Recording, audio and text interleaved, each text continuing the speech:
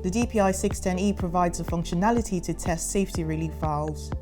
They are used to protect your system from overpressure, and they allow excess pressure to be released into the atmosphere or give safe auxiliary passage out of the system. There are two categories of relief valves that can be tested on the DPI610E: rise-in relief valves and fall-in relief valves. Rise-in relief valves are more common and they open at a set pressure in the event of an overpressure. Fall-in relief valves, also known as vacuum relief valves, open when the pressure falls below zero and relieves the piping system from the stress of the force created by the vacuum.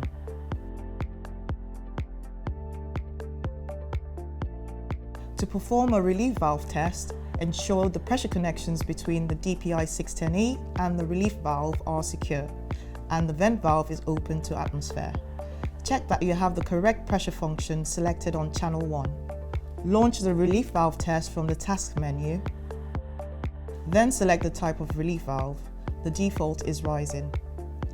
Close the vent valve securely and press the play button. Start pressurizing the system using the pump.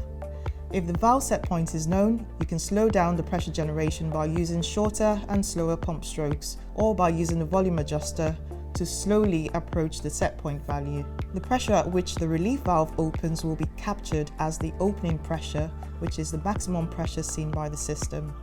The pressure will cease to increase beyond this point. We then stop pumping and allow the relief valve to close. The closing pressure will be the minimum pressure seen by the system after the pressure has settled and stops decreasing. This marks the end of the test and you can press the stop icon to complete. To repeat the test, simply press the restart button or you can exit. The relief valve test results can be saved as a CSV file by selecting the save icon.